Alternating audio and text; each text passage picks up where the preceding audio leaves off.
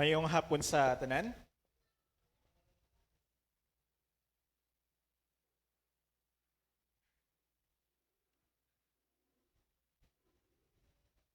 Indeed, in the days or the years to come, when all the people of God will be gathered, the heavens, the kingdom of God, the new Jerusalem, the new city, we will all sing together, Hallelujah, that the Lord proclaiming that the Lord Almighty reigns. And in that preparation, yes, we need to practice every Sunday. That's why we will sing congregationally. And the book of Revelation somehow gives us a sneak peek of what will happen in that years or the days to come. So we are now down to our last three churches mentioned here in Revelation. We are doing a small mini series within our series of Revelation. And I request that we focus our attention in learning and hearing God's word every Sunday. I would also, if we can, watch the replay every Sunday of our sermons. Kay simpleng rason hindi ta kaya i-condense ang ating sermons sa isa lang kawali, sa oras or even more. So we need always to review and study the Word of God. So please do watch our replays in anticipation of our next sermon every Sunday. By now, as we are studying, we are now on the 15th Sunday of our Revelation series. I hope that you have observed that there are now themes presented in our study in Revelation. One main theme, of course, in Revelation is it is a revelation of Christ Jesus, our Messiah, our Lord and King. That's why we have entitled our whole book sermon in Revelation, the Triumphant, Christ Triumphant. And our text this afternoon will be quite long. Actually, two churches. We will try to finish these two churches. If you could open your Bibles in Revelation chapter 3, verses 1 to 13. All right, there you go. Revelation chapter 3, verses 1 to 13. I would request everyone to please rise as we together read the Word of God, our text this afternoon. I'll be reading from ESV para dungan kita sa pagbasa. Revelation chapter 3, verses 1 to 13. Verse 1, and to the angel of the church in Sardis write, the words of him who has the seven spirits of God and seven stars. I know your works. You have the reputation of being alive, but you are dead. Wake up and strengthen what remains and is about to die. For I have not found your works complete in the sight of my God. Remember then what you have received and heard, keep it, and I repent. If you will not wake up, I will come like a thief, and you will not know at what hour I will come against you. You have still a few names in Sardis, people who have not soiled their garments, and they will walk with me in white, for they are worthy. The one who conquers will be clothed thus in white garments, and I will never blot his name out of the book of life. I will confess his name before my Father and before his angels. He who has an ear, let him hear what the Spirit says to churches. Verse 7, and to the angel of the church in Philadelphia write, the words of the Holy One, the true One, who was the key of David, who opens and no one will shut, who shuts and no one opens. I know your works. Behold, I have set before you an open door, which no one is able to shut. That you have but little power, and yet you have kept my word, and have not denied my name. Behold, I will make those of the synagogue of Satan, who say that they are Jews and are not, but lie. Behold, I will make them come and bow down before your feet, and they will learn that I have loved you. Because you have kept my word about patient endurance, I will keep you from the of trial that is coming on the whole world, to try those who dwell on the earth. I am coming soon. Hold fast what you have, so that no one may seize your crown. The one who conquers, I will make him a pillar in the temple of my God. Never shall he go out of it. And I will write on him the name of my God, and the name of the city of my God, the New Jerusalem, which comes down from my God out of heaven, and my own new name. He was an ear, let him hear what the Spirit says to the churches. Let's pray. Father God, we glorify and we thank you, Lord, this afternoon that we can continue. You've given us the opportunity, Lord, to continue in studying and seeing Christ triumphant in this world. And Lord, we ask you this afternoon once again that you'll give us a wisdom needed, Lord, nga magantindi, magapakita, Lord, kung anong ginahambal mo sa simbahan in these two churches. And Lord, we pray that you will allow us to see kung anong ginahambal naman sa amon subong hapon.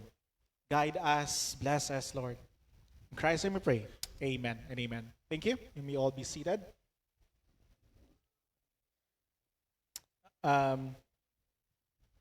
Last time nga nag-birthday sa Pastor Day, may nagsalo sa iyang sermon. So, birthday niya, subong. Hindi ka magsalo pa sa sermon ko, don't worry. Hindi ka maano da. But I'll take this opportunity to celebrate sa aton nga si mga aton nga pastor subong hapon to Pastor Twister on his 50th birthday. Hindi pa man. Sa aton nga pastor subong. And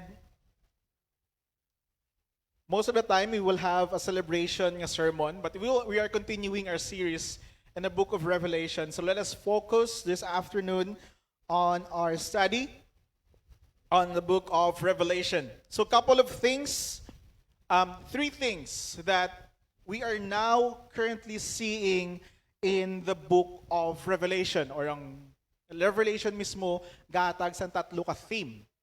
Of course, there are many themes, and the main theme that we have is Christ triumphant. But currently, we are seeing three things in the book of Revelation. First, this whole book of Revelation, these chapters and these verses, is a book about the kingdom. The kingdom of whom? The kingdom of Christ. That is why we have started in reading Matthew chapter 5, chapter 6, chapter 7.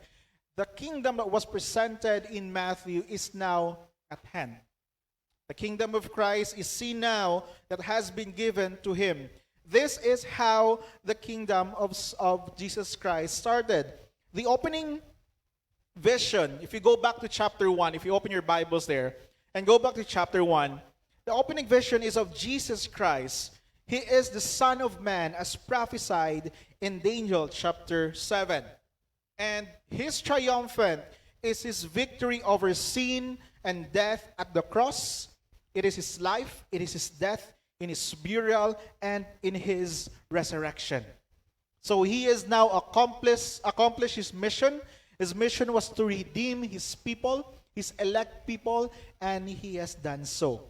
That was prophesied by Daniel and all other prophets in the Old Testament. Why kingdom? John the Baptist, sa mga familiar sa clip, hindi na si John the Baptist, but John the Baptist preach of this, that repent now, for the kingdom of heaven is at hand. Christ is his king of his kingdom. This kingdom was given by none other, by God the Father, to Christ Jesus, his Son. The Father also gave citizens, and those who believe in Christ clearly preached in the Sermon of the Mount are the citizens of this kingdom. And one thing that we are seeing from the establishment of the kingdom until the revelation, until even now, is the kingdom is advancing. There is progress. May giho ang ininga kingdom as what prophesied by Christ. It is advancing, and one day when the Lord returns, he will fill the earth with his fullness. So the book of Revelation then is a book of kingdom that belongs to Christ. In the years to come, we will have the consummation of Christ when he will return, and those who are in Christ, those who believe in Christ, those who have faith in Christ, those who are saved through the blood of Jesus Christ are part of his kingdom. So all the book of Revelation is a book of kingdom of Christ. Second thing that is becoming clear as we study the book of Revelation is that the book of Revelation, He is administering His kingdom now. As I've said earlier, ga-advance ang kingdom sang Ginoo. It is being administered through the local churches. The book of Revelation is a church book. It is a kingdom book, but it is also a church book, written for the local churches with the purpose of strengthening the local church. So we see here that the kingdom of God is sovereignly, or Christ is sovereignly ruling over this kingdom and by authority as the Son of Man. So the book of Revelation wisely presents, or it now switched gamat-amat. So vision in chapter 1, presenting who Christ is. It's now switching or changing for the local churches, for the advancement of the kingdom. And now we are focusing on the 7 local churches in Asia Minor, which is now on modern Turkey. We will keep on repeating this slide para maintindihan kag matandaan naton that this is how Tagalog ko ba? So nga wala na ko ni Tagalog ko. We will see sino ang gina-address and how John addresses, or Christ through John addresses the churches. Of course, the first that we have gone through is the church in Ephesus, and Pastor Twister went Ephesus, Smyrna, and Pergamum. Pergamum is together with the 3 mixed church, the church in Pergamum, the church in Thyatira, which we were done last Sunday, the church in Sardis. This Sunday, we will talk about the Sardis and Philadelphia. And last one, we will have Laodicea. Kumawali na si Pastor Gina sa communion, may lang wala.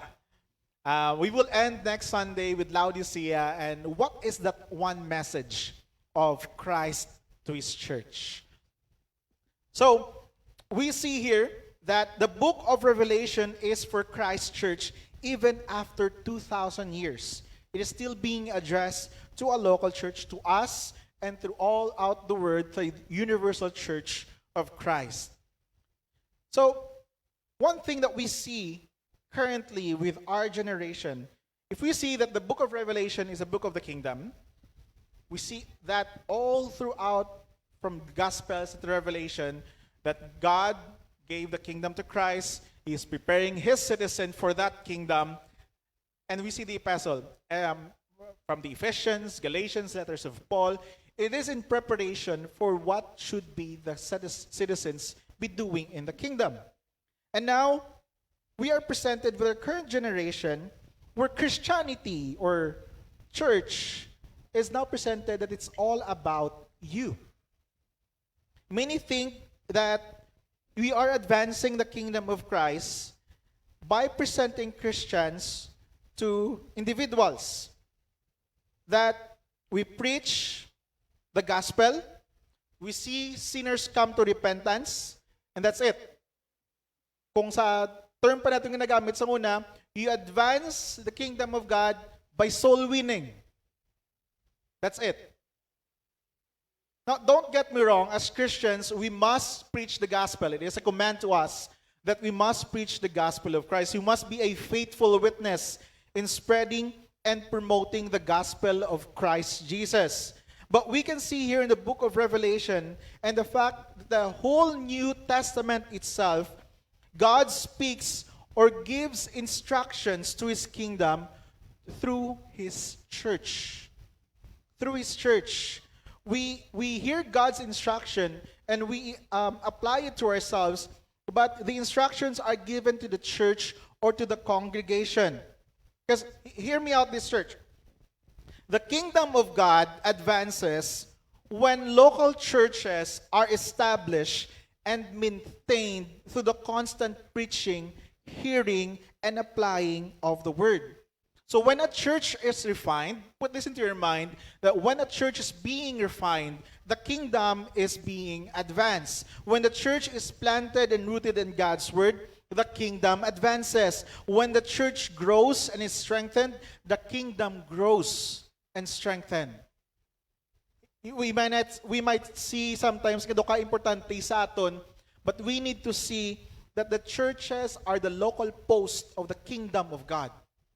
It is advancing corporately, not as individually. So we must press together as a congregation, and we look forward when we see the Christ as likened to a bride. So Revelation is a church, or it's a kingdom book. It is a church book. And thirdly, the third thing that has been clear is that Christ Jesus himself has a concern that his church, his kingdom, will be healthy and whole. If you have observed for the past couple of Sundays, we're studying in the churches, it's either the call for repentance is not clear or wala ka lang yung pamati. Because the message is the same. Although there are specific situations to the churches, the message is the same. Repent. Is it not familiar with Matthew chapter 5, 6, and 7? Is it not familiar with when John the Baptist calls in that the kingdom of God is near? Therefore what? Repent. We see the vision in chapter 1 that Christ presented himself, who he is, his character, his identity.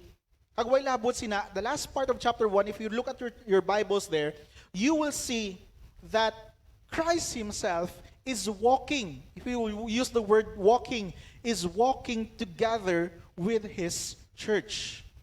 Or if we could use Sinclair Ferguson's explanation on that or description, he would put it that the great physician, which is Christ Jesus, he is doing a deep cut with great precision surgery of what is happening sa mga churches, and he is also giving them the cure. So Christ is presented being the physician, he is doing surgery, and he is the cure at the same time for these churches. So what is Christ doing with the lampstand? The 7 lampstands as mentioned in chapter 1, verse 12 there. You will see that he is attending them, he is checking them closely, he is refining, he is strengthening. Christ basically is preparing them for the work he has for them.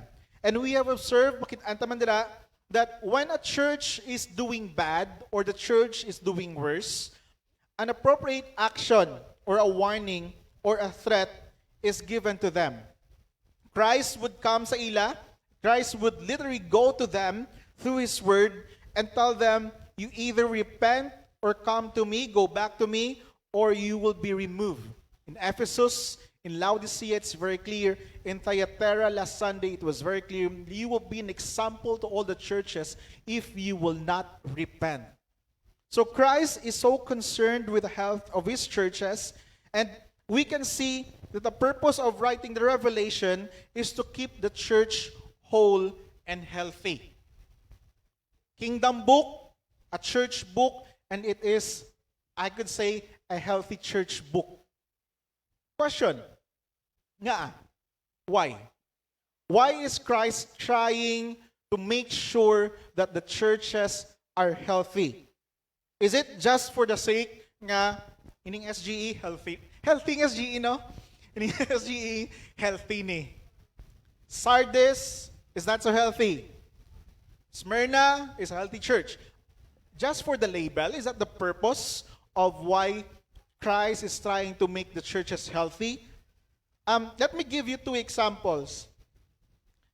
Sa may mga salakyan, of course, kindala nyo yung salakyan sa kasa to make sure that it's being maintained, well-kept, and okay pagit, in a sense, na may maintenance. Is the purpose of it just to say, nakapakasa, nakuha na ka pa maintenance, okay na ko? No. The simple explanation is that the purpose of you maintaining the car is for the car has a purpose to get you from one place to another. If the car will fail, you have not maintained the car or minatabo sa iya na.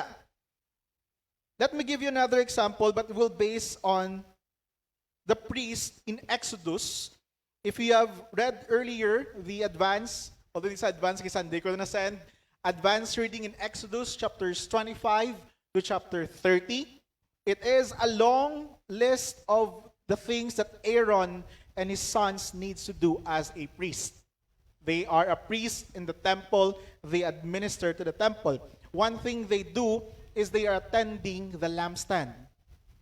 Familiar? They are attending the lampstand. They are cleaning it, making sure it is well kept. They are doing it with a purpose of maintenance. Anong purpose? So that the lamps will not fail to light that what God has given to them. The purpose of a lampstand is to hold the light, to produce the light.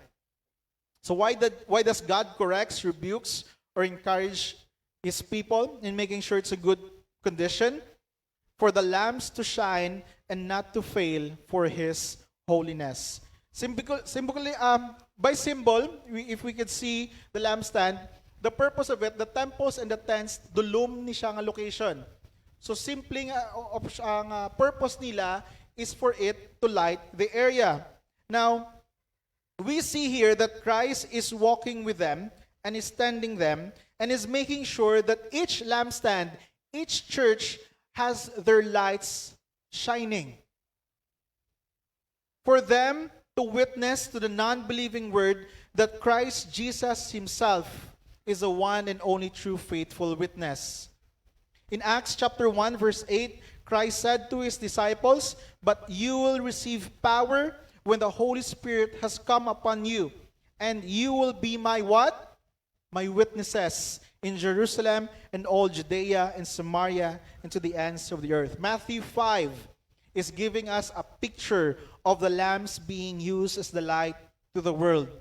That the lamps or the lampstand will not be used ng tabunan lang, but with the purpose of lighting it. So as you take the gospel out in the world, as you live your lives that are holy, as you obey Christ in this world, you're going to be contrasted with a world that is dark. But going back to Revelation chapter 1, Christ being the great high priest that we see here, he is walking among the lampstand. And the churches, of course, we all know that 7 lampstands there symbolizes the 7 churches. He is standing to them that they may what? They may shine as light in the darkness. And hindi ni siya general lang nga paglimpyo, because Christ is the key word in all the 7 churches is that they or Christ knew them. I know you. So there is specific critique sa mga problem nila. To Ephesus, he says to them, you used to love and now you're not loving one another anymore. To Pergamum, you have compromised regarding doctrine. Some have grown immoral and idolatrous. In Thyatira, you have tolerated false teaching and immorality amidst you. So let us first check, or let us now check our next church here, a church in Sardis. And we have titled our sermon this afternoon, Revive, or we are now on Christ and His Church, Part 5, Revive and Remain Faithful Through Trials. And now in our first church, the church in Sardis, if you will read there, I know your works. And to the angel of the church in Sardis, write, the words of him who was the 7 spirits of God and the 7 stars. I know your works. You have the reputation of being alive, but you were dead. Church in Sardis has this one reputation. They are alive, but they are actually dead. Now, this is as direct as this is. Christ once again confirms na kilala niya ang iya nga simbahan. He knows them. And He knows them by seeing this by their works, their actions on what they do. And when Christ saw the actions, the works of the church in Sardis, nakahambal siya doon, you have a reputation that you're alive. People think, Sardis, that you are alive, but actually you are dead. Now, there is actually no good description in the church of Sardis to their actions. If you look at your Bibles there in chapter 3, verses 1 and 2, especially in verses 1, if you compare it with Thyatira and Pergamum, there is a description that they have long-suffering, they have love, they have faith, they have service. Sardis has none. The only good point in Sardis is actually in verse 4. It says there that there are those few names in Sardis that haven't soiled their garments, that walks with Christ in white, and they are worthy. Though that is the only good, if we could call it good, description to the church in Sardis. Not only that there is no good description that but we can also see here, makita naman sa church ng Sardis, that there is no external pressure.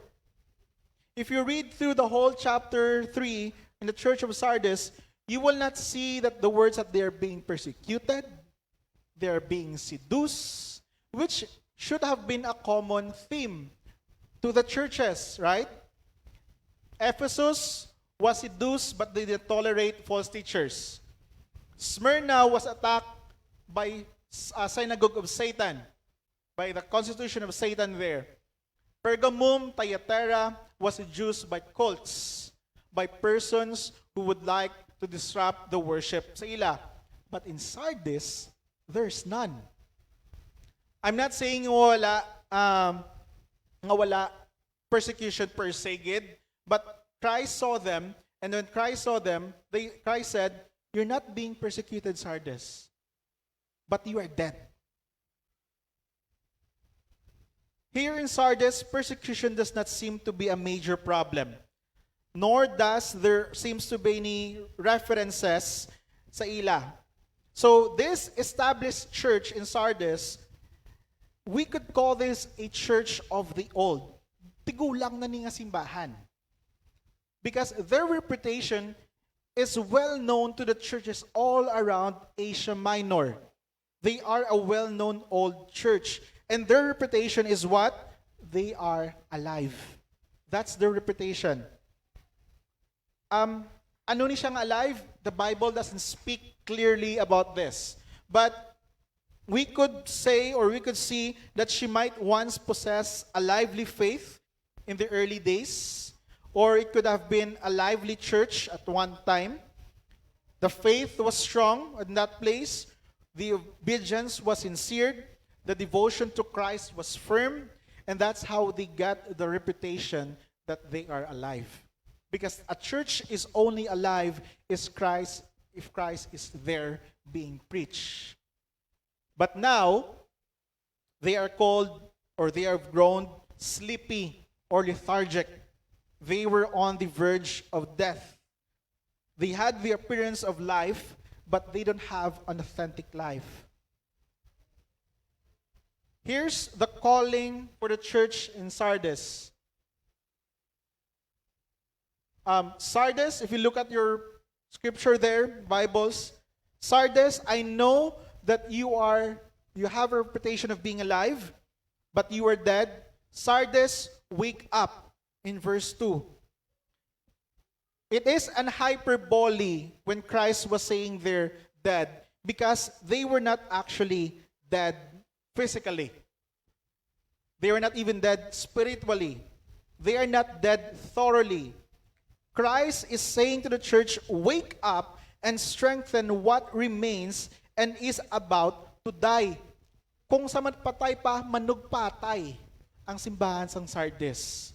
It is a dying church. It is a church of the old, an established old church, and it is dying. This is the image that we should have in our mind, that death was at the door for this church. Now, the church in Sardis, culturally, we could actually see that they grow comfortable on what they have and who they were. They have comfort, they have prosperity, they have security, and there is no threat in the church of Sardis. Because there is actually a big synagogue of Jews in the city of Sardis. Ang kadakuon sang synagogue is the biggest in all 7 churches. Historians would say it is like 1 football field. Imagine ako nakadakong isa American football nga field. That's how big synagogue of Jews or a temple sa mga Jews sa panahon sa Sardis. This is a rich place. This is a thriving place. And the church of Sardis or in Sardis is comfortable in that place.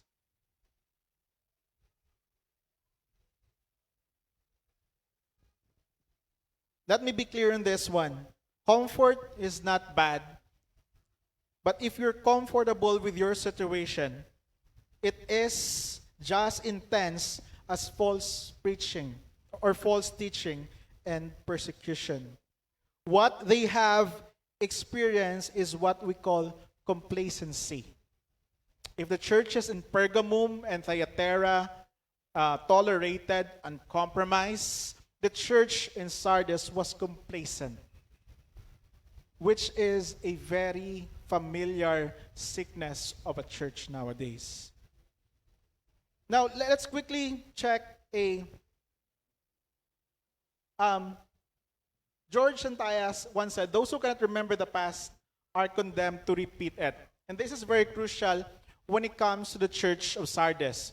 Because for his historical background, the church in Sardis actually, they have been conquered twice. This city has been conquered twice. Now, the city of Sardis has a very strong stronghold. Taas pader, a very structured military. That's why they are comfortable.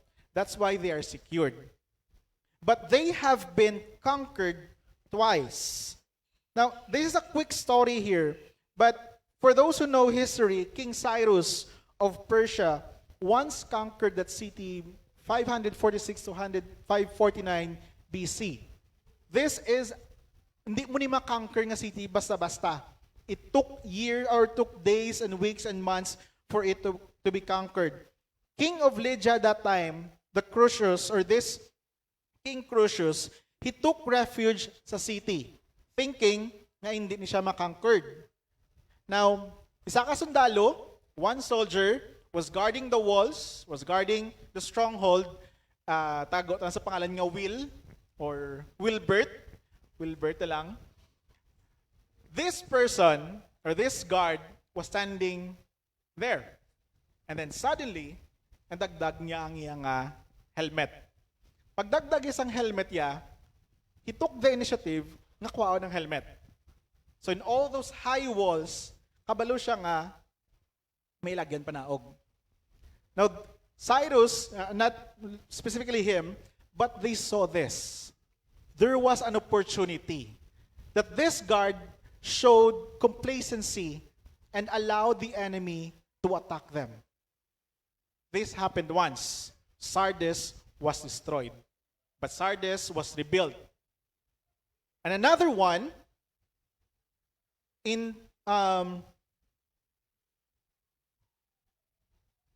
another one here happened, the second one,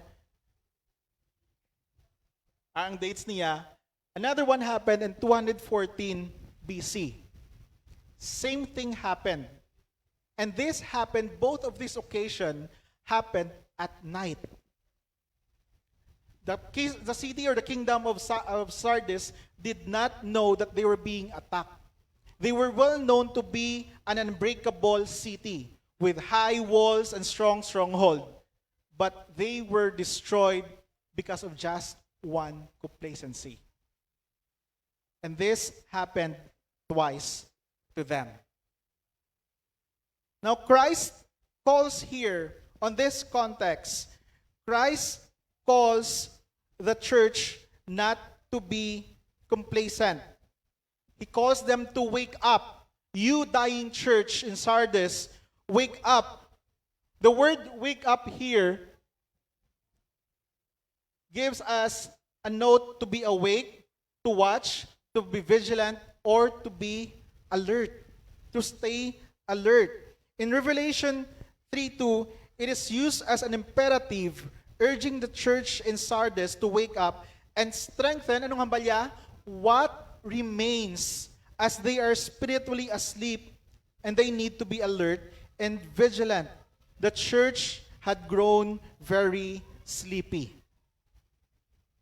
They have grown comfortable with the culture. They have failed to keep watch and had begun to compromise in regard to their devotion to Christ. They are failing to shine their light against the darkness. and they are falling as being the lampstand of Christ. The purpose of the church in Sardis was to light the city there, and they are failing. So Christ calls here for the church in Sardis is clear. The language is actually familiar. If you open your Bibles in Revelation chapter 1 verse 5, same calling. Remember from what you have fallen and repent. This is a word to the Ephesus. If you read there, verse 2, chapter 3, wake up and strengthen what remains and is about to die, for I have not found your works complete in the sight of God. Verse 3, remember then what you have received and you have heard. Ano ni siyang na-receive kag nabatian nila? We can see here a common language or a familiar language that there is a gospel proclamation here. If we open our Bibles to 2 Timothy chapter 1, verse 13, we could include verse 14. It says there, this is Paul writing to Timothy, follow the pattern of the sound words that you have heard from me in the faith and love that are in Christ Jesus. By the Holy Spirit who dwells within us, guard the good deposit entrusted to you. Paul here is urging Timothy not to lose faith, and he is urging him to guard the good deposit, which the gospel that was entrusted to him. The message here is clear. Remember the gospel. Church, Christ reminded the church in Sardis, remember what you have heard, what you have received, you keep it, and you repent. Now, for Sovereign Grace Ecclesia, this language or these words are very common because of what we have been keep on repeating when it comes to gospel proclamation. 1 Corinthians 15 is very clear with this. Imagine, I know that Paul wrote 1 Corinthians for the church in Corinth. But imagine if Christ wrote for the church in Corinth, it would go this way. Now, if you could open your Bibles in 1 Corinthians 15, the first verses 1 to verses 4. If Christ was speaking, it would go this way. Now I would remind you, church in Sardis or church in Corinthian, of my gospel preached to you, which you receive, in which you stand, and by which you are being saved, if you hold fast to my word preached to you, unless you believe in vain. For it was delivered to you as of first importance, what other churches also received, that I died for your sins in accordance with the scriptures, that I was buried, that I was raised on the third day in accordance with the scriptures. Christ was clear with his instruction for the church in Sardis, remember the gospel. Christ did not just say to, when you say keep the gospel, hindi na siya nga taguon mo lang. But rather, keep the gospel in a crucial manner. You need to guard it, and it carries the idea of you need to continue in proclaiming that gospel that you have. You need to guard it, you need to observe it, you need to preserve it. Keep it as continue on building upon it. And when the gospel is preached, there is one thing that is very clear there. There is repentance. A church can never repent clearly if the gospel is preached. There's no genuine repentance if there is no preaching of the gospel. And that is clear here in the church in Sardis. But what is happening sa simbahan sa Sardis? Because there's a problem there.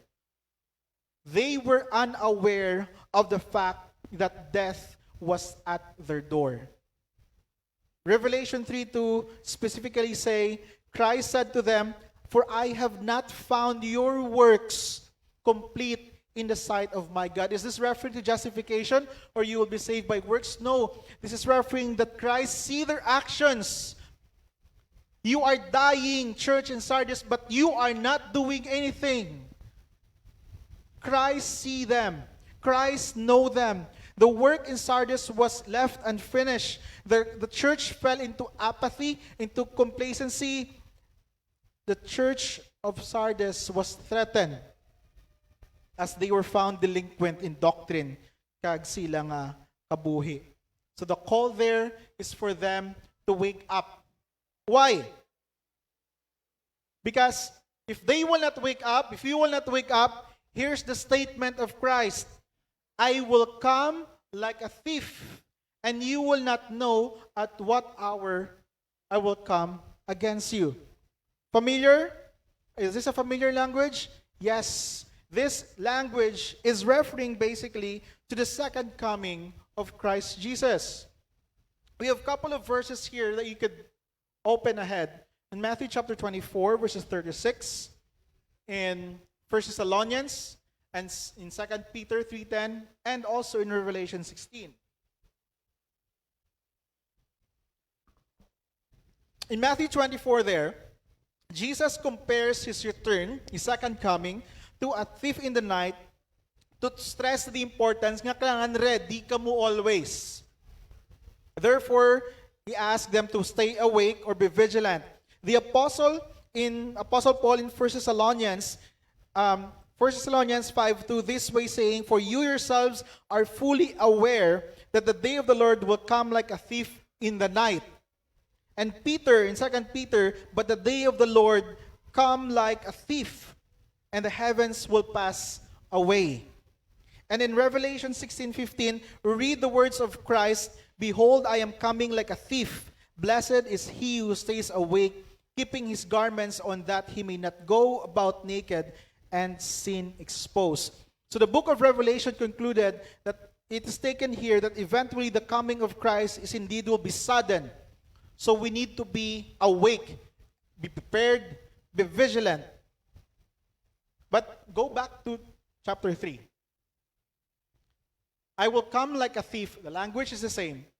And you will not know at what hour I will come. The language is the same against you. Though the language is similar, this is not actually referring to the second coming of Christ. This is not referring to the second coming of Christ. Instead, Christ here is using end-time language or eschatological language. And he is applying it specifically to the church in Sardis. Christ basically is giving good contextualization doctrine that would be easy to understand sa church ng Sardis. Christ is basically saying this, people in Sardis, remember that you have been conquered twice? Sigihan nyo bala? Hindi ka mo magrepent. Kay makadto, I will be coming against you like a thief on the night that you don't know. You will be destroyed, Sardis, once again at the time that you don't expect, if you don't repent. He will come to you, Sardis. He will be against you. He will come to you at the time when your guard is down. He will come a time that you will be complacent, and he will give judgment to you. That is clear in the book for the letter to Thyatira, that Christ, though he is our Savior, he is our judge, and he will put down judgment. In the ongoing movement of the kingdom of Christ, one thing is essential for all Christians, for us not to be complacent. That there should be constant preaching of the gospel to ourselves, which is necessary because we always forget it. The constant preaching of the gospel to ourselves is necessary because we are sinners.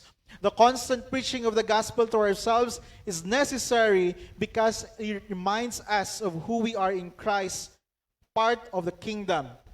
We are the citizen of Christ in his kingdom, and we are at war. Gospel preaching is a reminder that we are at war. War against the power of the prince of the air. War against our daily corruptions, seductions, wrong teachings. War against or fight against our sinful nature. And this is the reminder of Christ. His desire for them was that they would live as Christians in the world, shining as light in the darkness as his witness. And this is the calling to wake up. Wake up, church. Remember the gospel that was preached to you. Church might be dying, but the gospel is the key. For he gives a promise. If you continue looking at your Bibles there, in verses 4 and 5, it says, yet, this is the good news for the church in Sardis, yet you still have few names in Sardis, people who have not sold their garments, and they will walk with them in white, for they are worthy. The ones who conquered will be clothed thus in white garments, and I will never blot his name out of the book of life. I will confess his name before my Father and before his angels. Isn't this a wonderful promise? That to those who remain faithful, to those who keep the gospel, to those who are awake, and to those who continue the advancement of kingdom, to those who confess of Christ Jesus to the ends of the earth, will have their reward. They will be called worthy, not because of their own merit, but because of Christ who was with them. So here the church in Sardis is a kind of church that is falling in love with the world, growing comfortable with the culture, and becoming just like the world. Christ does see and directs their eyes to the eternal reward. Yes, church in Sardis, I know that you are comfortable with what you have right now. But verse 4 say that your promise or your reward actually is in heaven. Is it the crown of life or the riches? No. It is being called worthy to be with Christ. The church in Sardis, therefore, should start confessing again the name of Christ, and the good news must be preached. The gospel again must be proclaimed. And where is the assurance of this promise?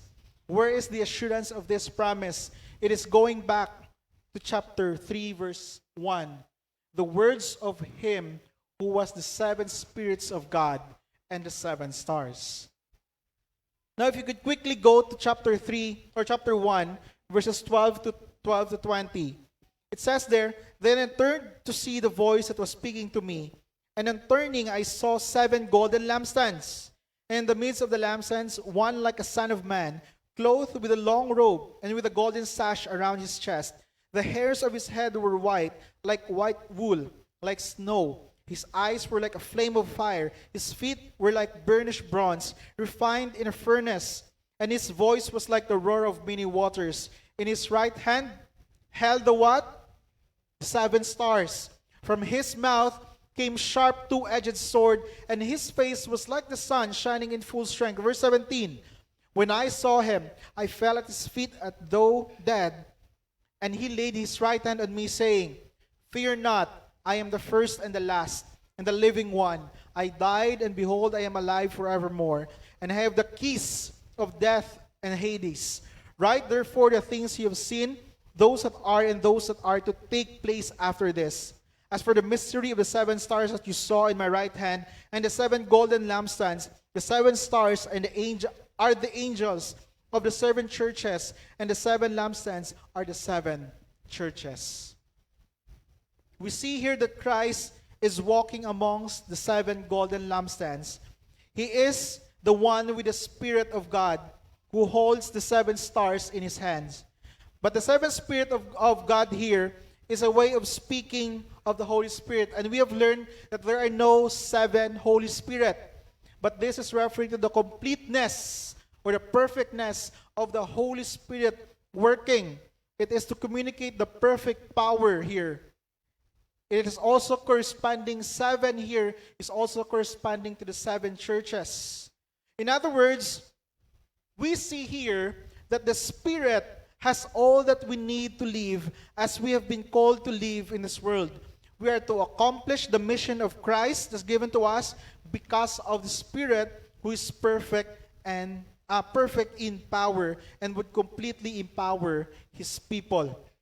And to the 7 stars, diin nabutang ang 7 stars? Sa kamot sang Ginoo. They are in Christ's hand. Christ is basically saying here, you seven lampstands, you church, you lampstand in Sardis, remember as you preach the gospel, as you continue the mission, you are at my hands. I will sustain you, I will keep you, I will be with you. This is the promise of Christ, the seven lampstands. In other words, or we can see here that living in this world is difficult, but you are kept by Christ in heaven. So the church, the issue of the church in Sardis is clear, that they have grown complacent in the mission of being a citizen of the kingdom. They are failing as a local outpost of the kingdom. The issue is clear. They have complacency and apathetic faith. The command is clear. Remember the gospel, keep the gospel, and repent. Remember it, keep it, repent. The solution is clear once again. Christ, He has you. Christ got you in His hand. He holds you in His hand. I would really like to finish this, but I think kaya ko 10 minutes or 15 minutes. The church in Philadelphia that we will continue here is somehow an echo of the church in Smyrna. As I have explained last Sunday, Ephesus and Laodicea are in the worst situation. Smyrna and Philadelphia are almost exactly the same. Pergamum, Thyatira, and Sardis are the mixed churches with mixed problems. Now, we can see here in the church of Philadelphia that with same notion in the church of Smyrna, there is no rebuking. There is no rebuke in the church of Philadelphia. The churches was commended and was not rebuked. Now, I'm not saying that Smyrna and Philadelphia is a perfect church. There is no perfect church, but they are being commended. We can see here that Christians were living faithfully. They maintained, unlike Sardis, the church in Philadelphia maintained the distinction between light and darkness. They were faithful to live a life that was characteristically or with a Christian character. They were commended. If we will read in verse 8, once again, Christ know them by their actions or by their works. I know your works. Behold, I have set before you an open door. Not the open door Baptist, but open door here, which no one is able to shut. I know you have but little power, and you have kept my word, and you have not denied my name. The church in Philadelphia is a church with many allusions. Open door, you will be a pillar in the temple. You will have a new name, New Jerusalem, new city. Damo-damo allusion ang Philadelphia. But one thing is clear here, they are being commended because they had kept God's word and have not denied it. Basically, they obey it faithfully, and it was seen through. I don't know what their action was, but it was seen by Christ Himself. They were pursuing obedience, and they have not denied Christ's name. They have not gone after the things of the world, but rather they kept Christ's word and remained faithful in honoring His name. Now, the difference, you will see similarities in Smyrna and Philadelphia. Not only that they were not rebuked, but they have the same problem. They are going against the synagogue of Satan. They were being persecuted and being oppressed. The only difference with Smyrna and Philadelphia would be their status, because they were called poor. We are not sure, but if we could base on historical and cultural background, we could say definitely the church was financially poor. But Christ called them poor. Now in verse 8 here, we can see, I know your works. Behold, I have set before you an open door. We are not seeing here that this is once again a literal door. Please don't think ng simbahan sang Philadelphia, may dako-dako ang apertahan. No, it doesn't have a big door. But Christ is presenting here a door, and we will talk about it later on. Now, looking on this, they were persecuted and they were a very vulnerable nga mga tao. They were against, in verse 9, in verse 9, you can see there in your Bibles, to the church of Philadelphia, behold, I will make those of the synagogue of Satan who say that they are Jews and are not, but lie. Behold, I will make them come and bow down before your feet, and they will learn that I have loved you. Now, if you could remember, in our biblical theology of the people of God, and we have been learning this all throughout our sermons and our classes, I would just like to make a summary of this. I know Mark can explain this in his class very clearly, but Smyrna and Philadelphia have the same problem. They were up against big synagogues of Jews calling themselves the people of God. We are of our father Abraham. Now, the true people of God are those who have faith in Christ, those who are in Christ, those who have faith that made Abraham righteous. Abraham was not made righteous by circumcision, but through his faith that God sovereignly kept. We could focus our attention in Romans chapter 9. You can mark that on your Bibles.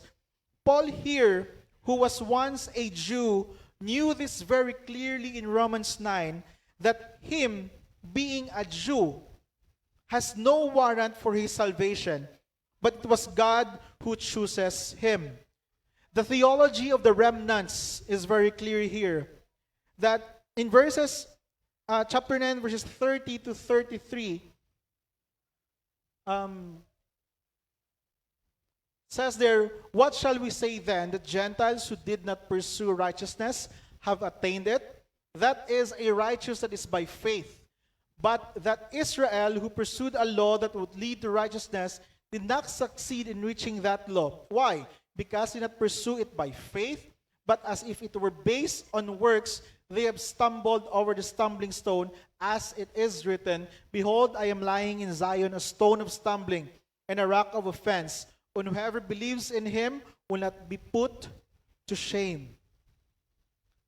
These are the same Jews that claim that they were of Abraham, but they did not believe what Abraham believed. For Abraham believed of the promised Messiah, the promised seed, that the true Israel will come, where it by all God's grace and mercy that salvation is now enjoyed by the people of God. It is clearly presented now in Galatians, even in Galatians chapter 3, that there is no Jew, there is no Greek, there is neither slave nor free, there is no male and female, for you are all one in Christ. And if you're Christ, then you are Abraham's offspring, heirs according to the promise. They did not believe, but rather they were the Jews that shouted, crucify him, crucify Christ. They have rejected the Messiah, they have rejected the promised seed, and they have rejected what their fathers believe in. That is why there is this tension in the city of Philadelphia and in the city of Smyrna as well. Ginadala ko lang Smyrna because they have the same context here. The Jews, the synagogue, are shouting, they are the people of God because they were Jews by birth. But the small churches here, the churches of God, what they are shouting, we are of Christ, therefore we are of the people of God. That's where the tension here is coming. But was Christ's words here not clear? They were clear. Because you have rejected Christ, Christ calls them the synagogue of Satan. Notice that in verse 7, Christ calls himself the Holy One. This is a title reserved for God alone, especially in the books of Isaiah that we have read. And Jesus himself is called the one who is holy, the true one. He is the true Messiah. He is God's faithful servant. And Jesus is the one who has the key of David.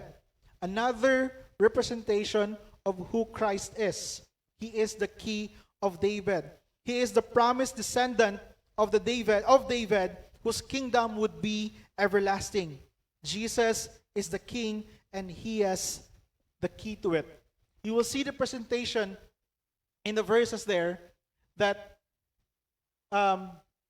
yes, the door was presented, that the open door was given to the church in Philadelphia.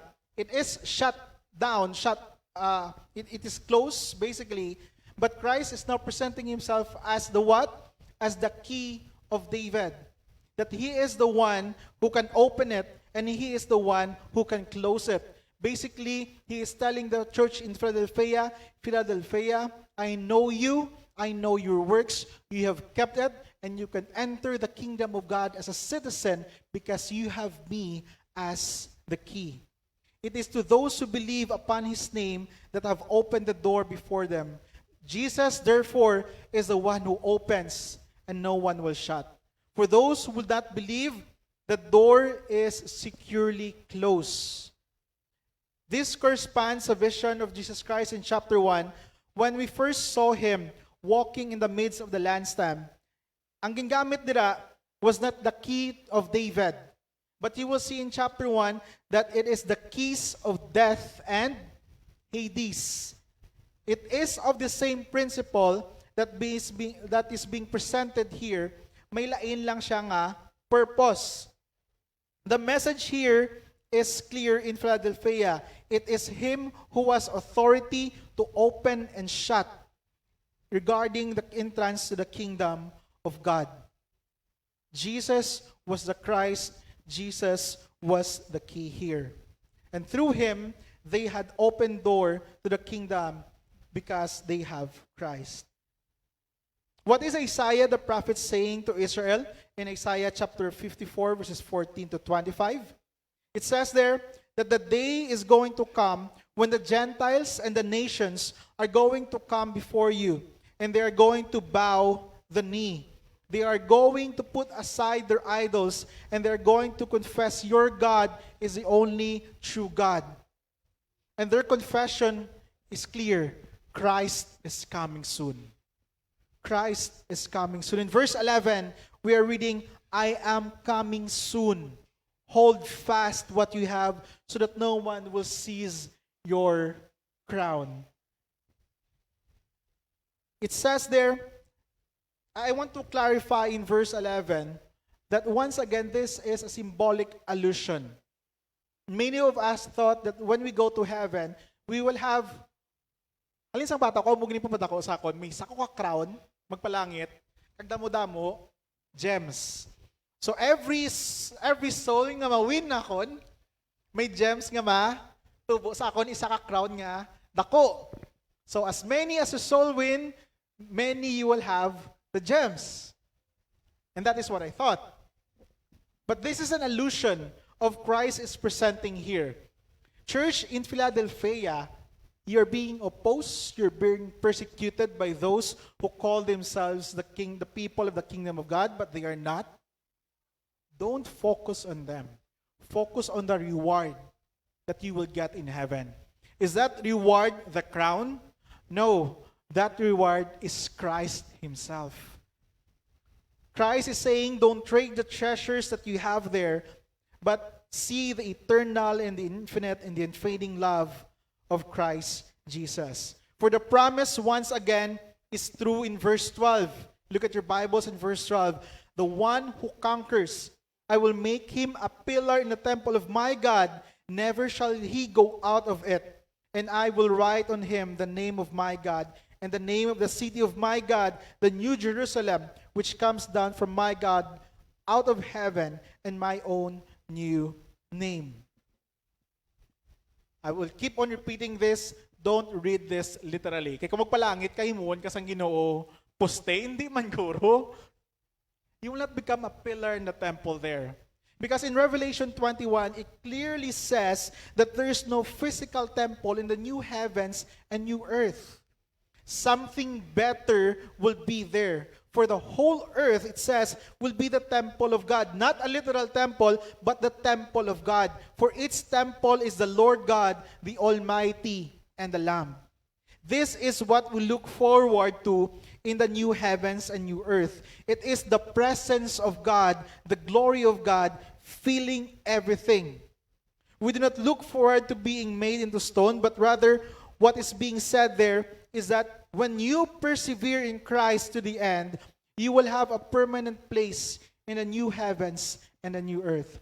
Once again, not because of your merit, not because you're being persecuted here on earth, but because of Christ. Christ promised to write on him the name of his God. Everything here in this verse points to the principle of possession, that we belong to him and he belongs to us. This is the intimate relationship that we know that our eternal reward is not earthly possessions, but the intimate relationship that exists between Christ and his people. And this is the great promise that is our assurance that we are his and he is ours. So fix your eyes upon the eternal and unfading love of Christ Jesus. The issue here in the Church of Philadelphia is clear. There is opposition and persecution by the synagogue of Satan, but the message or the command can't be more clearer. I command you, church in Philadelphia, though you are poor, you're weak, and I know every day you're struggling, have this, preserve what you're doing faithfully. There is a perseverance here. And the solution is still the same. And it is very clear. And I hope this would be our assurance as well. We're not looking forward for the great treasures, but we're looking forward for the second coming of our King, our Savior. And church, we should be prepared in this. Because the calling of Christ in the whole book of Revelation is clear. You are of the bride of the groom. And the bride of the groom must be pure, must be holy.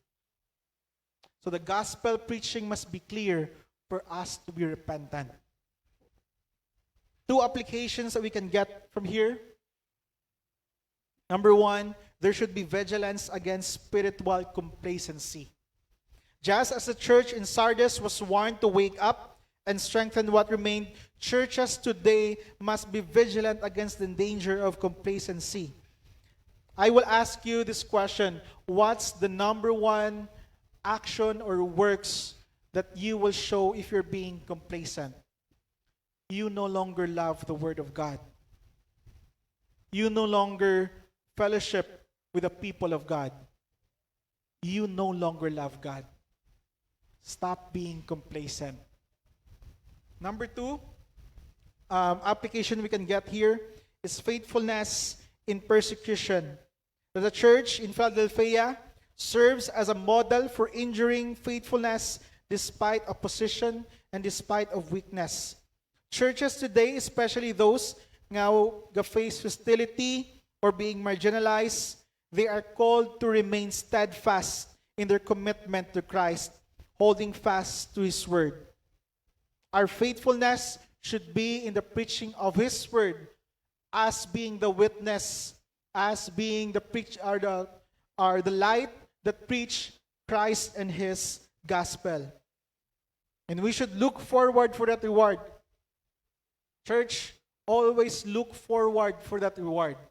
I'm not saying the reward of the riches of heaven, but that reward that you will be in Christ, together with Christ. And that's the greatest reward that you will get. Let us pray.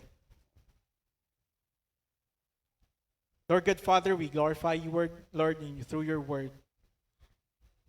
Salamat, Lord, sa gamit sa mga simbahan sa Sardis and Philadelphia. Salamat, Lord, that you are being preached. Salamat, Lord, for the command that you have given to us, that we must not be complacent, that we must be faithful in preaching the word of God, that the gospel must be preached to us every day, continually, and therefore we must repent. Lord God, please help our hearts individually and as a church corporately, Lord, not to fall into slumber, but to be vigilant, either to our complacency, Lord, sa pagtuon, sa pagpalangga sa imo, kag sa imo nga katawhan, or to the persecution that we're facing, Lord. Lord God, help us be reminded every day that our reward is you. That in the second coming, Lord, you will reign supreme, and we will together be with you as a citizen of the kingdom. Thank you, Lord. Help us and guide us. In Christ's name we pray. Amen and amen.